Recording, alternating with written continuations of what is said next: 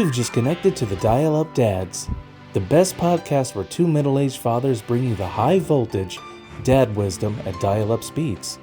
We're talking busted backs, forgotten passwords, and the kid stuff that drive us nuts. Yeah, the name sounds like a hotline for lonely moms, but we're okay with that. So grab your Crystal Pepsi, blast some Mighty Mighty Boss tones, and party like it's 1999. This is the Dial-Up Dads, with your hosts, Joe and Brian. And if nothing else, you'll get the cool rec specs for sports time. I'm sure he'll love that. Little Horace Grant action going on. There you go. So what are we talking about today? It was actually a bit of a lead-in, unintentionally. All right. Talking about kids in sports from the father's perspective. Mm-hmm. So I know you have a little bit more experience. There you go. Good word. Yeah, that's what I was looking for. Thank you, sir. You have a little bit more experience with that. So you want to start us off there? It's interesting. Have you heard of the movie Him? Him. By Marlon Wayne. Well, Marlon Wayne stars in it. I don't think it was directed by him. It's a movie that just came out last year, I think. But we watched it last night, which is ironic that we're talking about this, is because the movie starts out. It's basically a horror movie, but it starts out with this kid watching football. His favorite team's playing. He's like chanting to the screen that he's watching on, and I kind of got a little bit of a nostalgia almost, because I remember how my family was watching sports games. Like I remember when the game would come down to a field goal or something, I remember I would be praying that it would be good or not good, depending on what the situation was, and we're running to the room like, I can't watch. Yeah, it's interesting that we're talking about that, because they did a really good job of displaying that dynamic of what it's like to be a fan and some of the ritualistic things that you do when you're watching a game. But my son's not like that. He doesn't really want to watch sports games at all, which is fine, I guess. There's some times where I want him to, there's a big game on and I want him to watch it with me, but he's like, I'm okay. Mm-hmm. All right, that's cool. But yeah, my son's in soccer. He's been doing soccer since 5 years old. Sports is a good thing for any child to be in, not because, there's some parents out there that kind of live through their child when it comes to sports. Right. Or have this idea that, sports is going to lead them to some sort of financial benefit. Mine is more just having him being a part of a team, having him being able to know what his limits are physically, mentally, and being in situations that are difficult. And I think sports does a good job of simulating that. And he's been doing that he's 9 now, so 4 years. He's in club soccer, which is, it's kind of like, it's not rec, obviously, but you have to try out and everything. Right. But I feel like for the team that he's on, a lot of kids make it, which is fine. I'm cool with that. But we do some traveling. Yeah, I think it's been good for him. I think if he wasn't doing that, he would be sitting around watching TV, wanting to play video games on his iPad, stuff like that. Right. Kind of just stationary. He's not, he does like to go outside and he'll play football. He'll toss the ball up to himself. That's, outside. That's stuff I used to do as well. He'll ride his bike and all that. Mm-hmm. I think, overall, I think it's been a good experience for him. He doesn't take losses to heart. He does say that he gets nervous or anxious before games, but that's a normal feeling. Anytime you're playing in the game or playing against someone that you're not familiar with, you're going to get nervous, you're going to get anxious, you're going to not want to mess up. Yeah. And I think that's another reason why it's good for him, because, it puts you in those type of situations where you are nervous about things and you're anxious about things and you're thinking about those things. But, when you play the game, now you're not nervous anymore. You're just doing what you love. So I think it's been good for him. I haven't seen any negative aspects of it so far. Now, my other son, he did baseball. He was 3 years old. It was hot. He didn't want to be out there. We're probably going to try to get him in soccer. We're going to try soccer this summer. I don't think he's the type of kid that's going to be into sports a lot. As far as team sports goes, I feel like, I don't know. We'll see. Definitely, I don't think he's going to be as active or into it as Rylan was at his age. But we'll see. We'll see. You never know. But we're going to get him into soccer this summer and see how that goes. And Rylan, my other son, my oldest, I do want to try to get him into something in the winter time because they don't do a lot in the winter for soccer. Yeah. So, I want him to try something different. I gave him some options to think about. I was like, okay, you can do basketball, you can do wrestling, martial arts. We got to get you into something. So we'll see what he chooses and wants to get into and see if he likes it. It's a little introduction into my life as a sports parent. What is your experience from the parental side? Like, have you done any coaching for the boys or as far beyond just like, hey, what do you want to do? Right. I actually coached Bishop's baseball team. Okay. Which I was very reluctant to. A buddy of mine, his son plays as well. And we had an opportunity to get him on the same team if we were coaching together. So I said, I'll do it. So I helped him out. And it was fun. It was a good time, but it was really hot. Just remember it being very hot that summer. Oh, my goodness. And when Rylan was playing rec, obviously they were asking for parents to coach and all that stuff. But I've coached high school and middle school soccer before. And I was just kind of like, I just want to enjoy my son, sit down and be able to watch him play. Mm-hmm. So I haven't had the opportunity to coach him yet. And even when I do, we try to do stuff in the summer and he just doesn't respond to my type of coaching, I think. So I don't know if that'll be a good thing if I ever do become a coach and have to coach his team. Okay, what is your coaching style? Because that's kind of where I was hoping you would go with some of your answers. Yeah. Well, I don't know how to answer that as far as like a style. I don't know if I have like I don't know what type of different styles there are. So so what was it that he didn't jive with? Oh, just anything that I would ask him to do. Like, let's do this drill, and then he would kind of half-ass it or act like just act like he didn't want to do it. I'm like, come on, man. I played before. I'm just trying to get you just a little bit better. Okay. Like, you don't know how to trap the ball. Can we work on that? Like, okay. So I'll try to take him through a couple drills, and I don't know. It could be too that he's just too young. Maybe he needs to mature a little bit, which is fine. So I never really try to push him. Sometimes we'll be out just kicking the ball, and I'll think of a drill that we could do, and I'll try to coach him through it. But yeah, I don't know. I think that's just sometimes the laziness. I call it laziness, but it just could just be him being a kid, which is fine. I try not to take it too personally.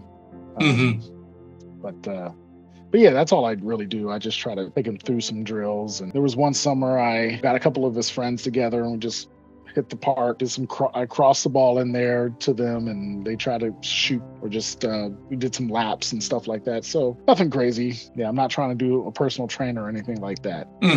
I want to give him some of the knowledge that I've learned. I really think we had a great high school coach that taught us a lot of great fundamentals in soccer. Agreed. So I wanted to try to instill that in him and just watching him play. You can see little things that he needs to work on, and you try to bring him up, but you also don't want to try to be pushy or forceful. Sometimes it sticks, sometimes it doesn't. Yeah. Mostly it doesn't. Yet. Yeah. But we'll see. So yeah. So I don't know. I don't know if I had the opportunity to coach him. It would be an honor, but I don't know how well that would go for him. Yeah, it's like I think if I was going to coach, it would definitely have to be like older kids. I coached one soccer game the last year, and it was like the kids' coach. First off, is like they couldn't find enough coaches, so this guy just kind of stepped in at the last minute, and he just came out and he's like, "Look, I can do like the first 5 or 6 weeks, whatever it was, but then we're going out of town, so I'm not going to be able to coach for the last week and a half. So I need somebody to like step up and like to please somebody else." Just somebody else volunteer for this. So one of the other dads volunteered for 1 week, and for practice somebody volunteered for a game, and then it got to the point where I was literally the only one left, and I'm like, oh no. It's like, man, I wish I could have been there. Oh dude, I did not to help out, just to watch. I wanted to watch. we played 4-on-4. was how the games went, and no goalies, and it would, just at that age, just chaos, just utter chaos. Yeah. And first, like bees, just a horde of bees. Yes. Following the ball. And it's like, first off, it's like, I don't do chaos. There has to be some semblance of structure in somewhere. So I show up to the first practice. I'm like, okay, I'm going to put my little footprint on this team. So we're going to put plays in place. I'm like, I show up with my note. That's great. I show up with my notepad and my pen, and I get there, and I'm driving my daughter to practice, and I'm like, I need your help today, okay? And she's like, no, I'm not going to help you. I'm not even going to listen to you. It's like, great. This is going to go awesome. Did she actually say that? Not in those exact words, but right. I mean, close enough. Yeah. So we get there, and it's her and it's two other kids. And the two other kids are the dad that coached the week before. So I don't even have enough kids to practice to field a team to play this Saturday. I'm trying to install these plays that we don't have enough kids to run. So I'm like, well, this is just going to shit. I love how you came to a soccer practice thinking that you were going to run plays. Well, it was like you talking about drills, or No, I mean like a kickoff play.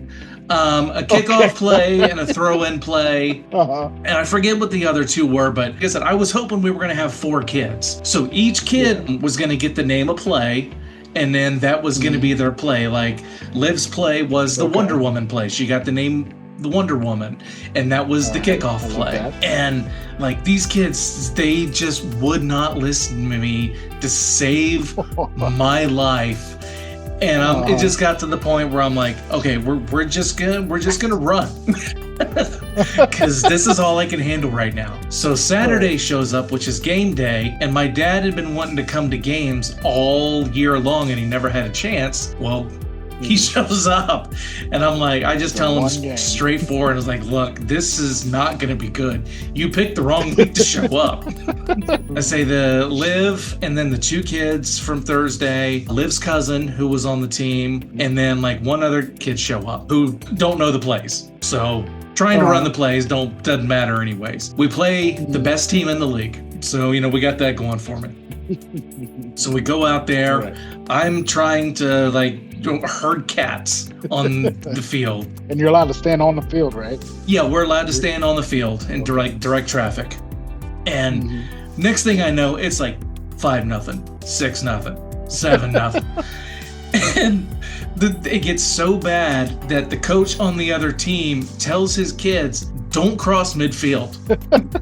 I was like, oh, that hurts. Yeah, that's tough. That is tough. And they still score. Just one.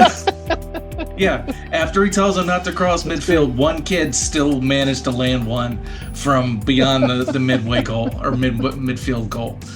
I'm like, oh man. At one point, Liv is off of the side crying. Aww. One of the kids who was there Thursday is 50 yards off the field between the field and the bathroom, digging a hole in the grass, crying.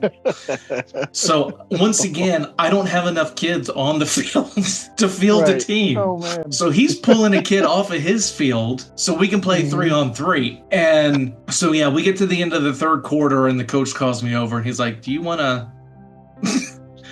I'm like, yeah, let's call it, because I was like, the kids can't handle anymore. Oh, man. And I'm like, coach, so I'm like, okay, you have any advice for me? And he goes, the first thing that I tell my kids every practice is let's go out there and have fun. And I'm like, that word never crossed my mind, because, winning is fun. Right. That's what's in my head. Yeah. Uh-huh. It's if we would have won, it would have been fun. But no, we got our asses kicked. Right. And it sucked a lot. And that's just... Yeah, but they're a lot young. You kind of expect that. You kind of expect that's what I expected, I guess. I expected it to be chaos. Herd of cats. We definitely had, when Rylan was, that young, we definitely had a couple of players that were crying on the field, looking for daisies and all that stuff. So it's rough when they're that young. Yeah. It is rough. Yeah. And I say we put Liv in. I'm gonna use air quotes soccer when for the first time when she was 2. Okay. And it was, I think, Soccer Shots or Hot Shots was the name of the company that did it, and it was literally just drills. And yeah, I spent the better part of that season just tracking her down as she was running away from the field and like running toward the trees and things. She had nothing. She wanted nothing to do with it until it was time for the end of the practice where everybody got to go score a goal. Yeah, it's tough when it's, especially when you played, you played in high school or even college and you have kids. It's like